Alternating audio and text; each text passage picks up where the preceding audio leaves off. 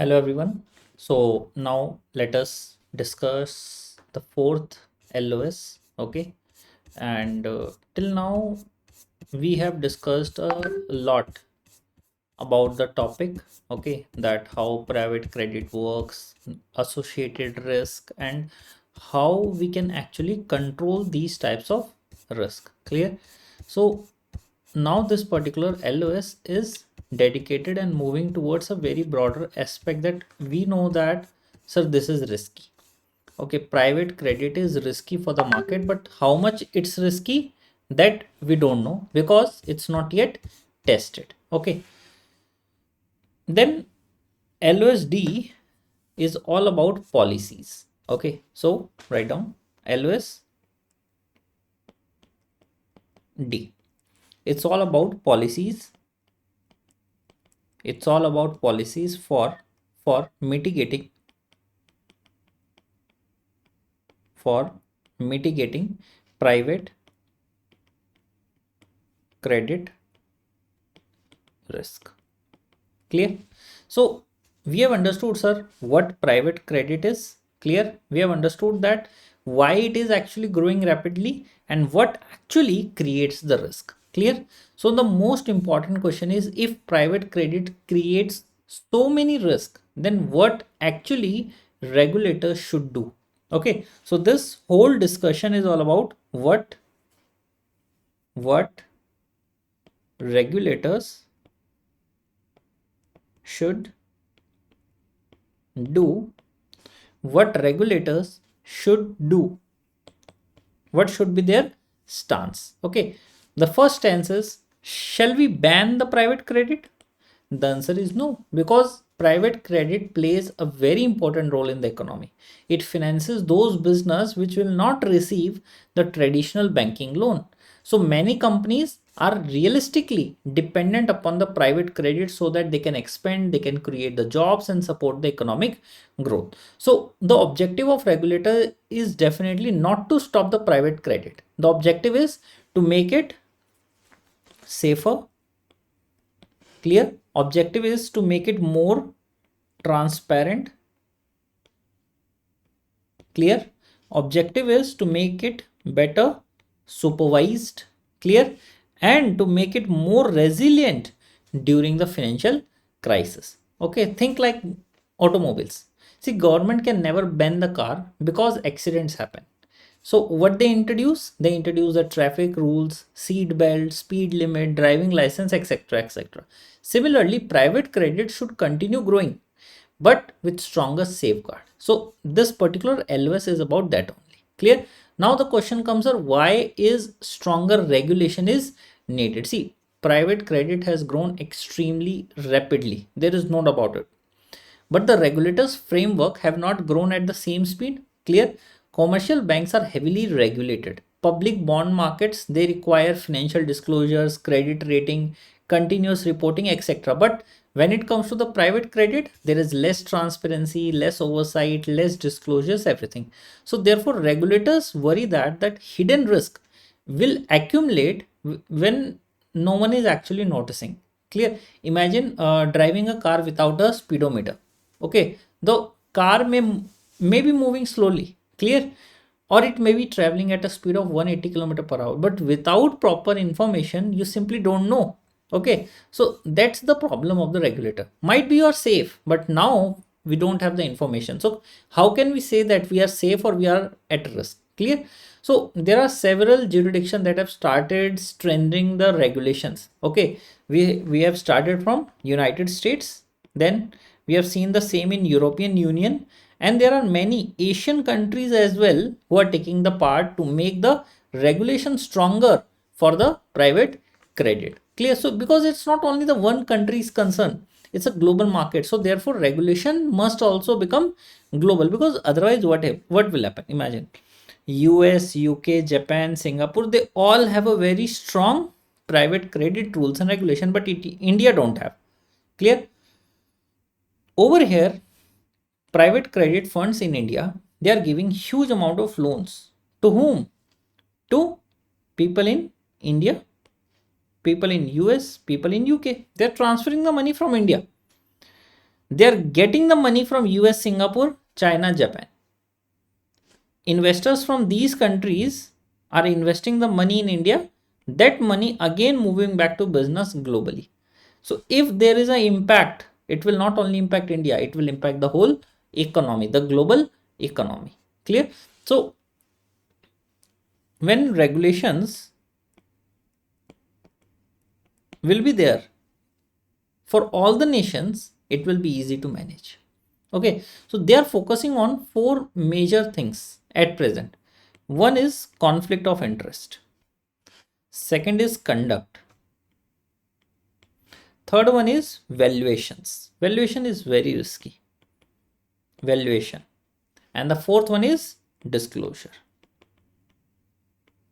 Clear?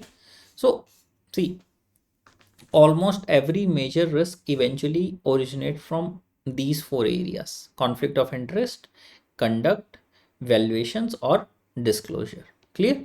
So according to the IMF, the single most effective solution is greater supervision across both sectors as well as the countries. Means imagine a borrower in India and the lender is in Singapore, and investors are a pension fund in Canada. So three different countries are involved. Borrower is in India. Okay. Private credit fund. Fund is private credit fund is in Singapore. And investors are from Canada. This is the situation. Clear? So insurance company from Europe, they also invest. Europeans are also investors. So can one regulator alone monitor this entire chain of investment? No. So therefore, countries must cooperate. Clear? Similarly, different regulators must also cooperate. It can be your banking regulators, insurance regulators, pension regulators. Everyone should share their information.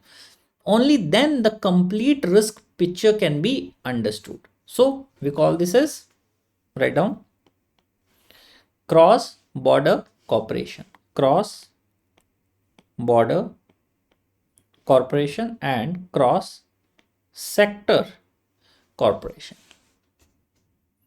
Clear? Now there are some policy recommendations as well. What are those policy recommendation?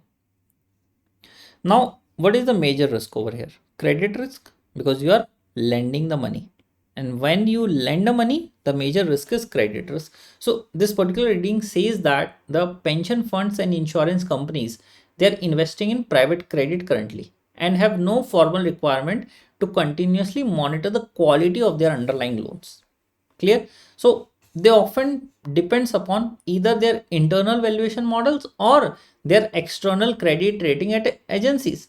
But the question is that, is this sufficient? The answer is no, because credit rating will change slowly. Clear? Internal models may contain assumptions. So therefore, regulators will recommend some stronger monitoring. So what they should do? Fund investing heavily in the private credit should follow a process which is similar to the commercial bank. Clear?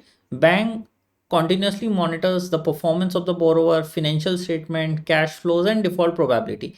The same principle should apply to the private credit. So they are saying that insurance company have given the money to a borrower. Now regularly check the capabilities, the strength of repaying abilities of the borrower, and then report. Clear? Underwriting should also be reviewed. Remember that we have studied earlier, competition sometimes weaken the underwriting standards. So therefore, regulators should also review the credit approval process, underwriting qualities, risk assessment methods, and the objective is very clear. Sir, I want to prevent the risk of lending basically before the problem arises. Okay, it's about the airport security. It's always easier to stop a dangerous passenger before boarding rather than solving the problem during the flight. Clear? So make sure that you disclose all the information about your borrower. Clear? And check the underwriting process so that you can identify the policy issues. Okay. Now, apart from the credit risk, we also have liquidity risk. How to analyze and monitor the liquidity risk? Clear? See, the issues is liquidity mismatch, long-term illiquid loans and short-term redemption request. How to solve that? We have already discussed. Number one is closed end funds. Sir, you won't be able to redeem your money before 7 years, or if you allow redemption, it's okay. Okay, but you cannot withdraw it every month. Okay, now suppose withdrawal is around once a year. Clear? And that too only 10% of your investment. Less frequent redemption. Then longer notice period. What is this? I want to withdraw the money. Okay, instead of immediate payment, I want to first of all give a notice to the fund that I want money. Then fund manager will have enough time to arrange that liquidity. Okay, then longer settlement period. Longer settlement period. Now, what is this longer settlement period? It's about actual payment. Sometimes it can may take longer. Okay, so this actually reduced the need for the asset to be sold. If your settlement period is longer enough, okay, then you need the money, but in a longer period of time. So it's not necessary that I'll sell my asset forcefully at a bad price. Clear? Then I have stress testing. Test the condition in the worst case scenarios. Okay, see, private credit fund should conduct regular stress test. Okay, what happens if thousands of investors will redeem simultaneously? Borrowers will draw all revolving credit lines together. Financial market, what if they will freeze? Then stress testing will help the manager to prepare before the problem will actually occur. Sixth and the last point is better investor education. See, many new investors who are entering into the private credit, they are the retail investors. Okay, so disclosure should clearly explain the credit risk, liquidity risk, lockup periods and redemption restrictions, so that they will fully understand that what actually they are buying. Clear? Now next we have is leverage risk. Similarly, we need some recommendations for the leverage risk. Okay, see, one thing is clear that right now we don't know the true amount of leverage. True amount of leverage in private credit because of the least disclosure. Okay, because leverage is possible that they are existing in the system through SPVs, through some complex structures, through some masters funds or feeder funds. Okay, so reporting is needed. So one thing is clear, the first and the foremost recommendation is that you should have a better reporting. The private credit firm should disclose the borrowing, their source of leverage and their funding arrangements. Clear? And this should be consistent across countries. Then they should have a better liquidity management. Okay, private credit firms, they often borrow from the banks. So banks should ensure that these firms have strong liquidity management system. Stress testing is the part of it. They should include the funding shocks, large asset written downs, sudden borrowers drawdowns. So managers should know that whether the fund can survive the difficult situation or not. And finally, and the most important is to put a leverage cap. Leverage cap. Okay, leverage cap means what? If leverage will become excessive, regulators will start imposing a maximum leverage limit. Okay, just like a speed limit, so that we can reduce the road accident. So leverage cap will definitely reduce your financial instability in the market. Now the next issue is the valuation risk. Valuation risk.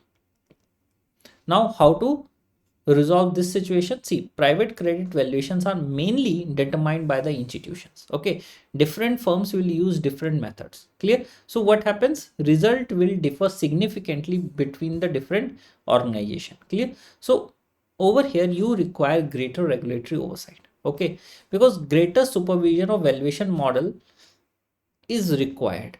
Clear? Basically, what you want to know, the first question is, sir, how valuations are performed? What are the assumptions used in the valuation method, and what methods are appropriate to find out the valuations? Clear? Then we can go ahead with external valuations. It's okay, internally you are having your own models, but for important assets, okay, you can get an independent external valuation expert, so that it will improve the credibility of your valuations. Clear? Then you can have valuation audit. Okay, basically auditors should review the models which you are using, internal controls and estimation method. Any weakness should be corrected on a very immediate basis. Clear? Next we have is a timely recognition of losses. Clear? Very important point. Losses should be recognized as when they occur.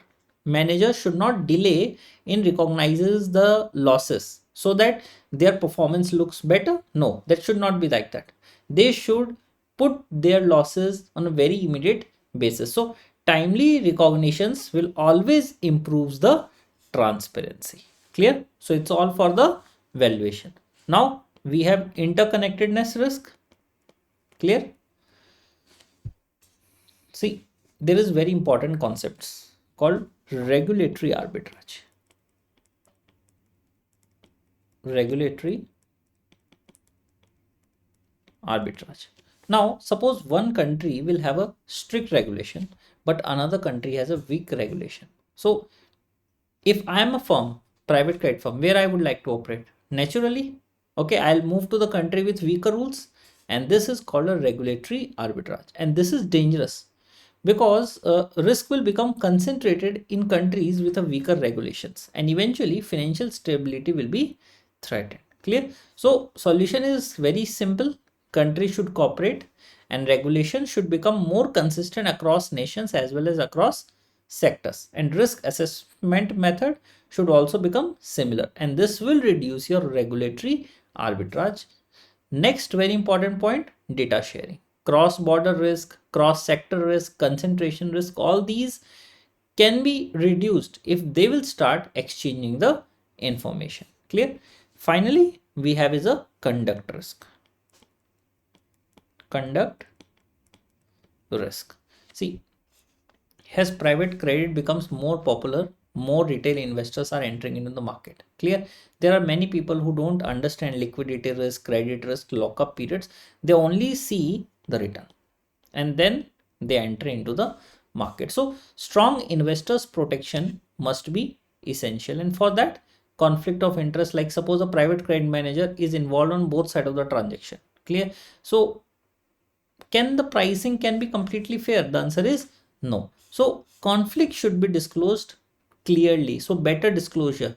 They should disclose their conflict. They should disclose the investment risk, redemption restrictions, liquidity constraints. So everything should be written clearly. Clear? Then they should have a fair sales practices. Supervisor should ensure that products are sold only to the suitable investors, and investors should never be encouraged to buy the product that they do not understand. Clear?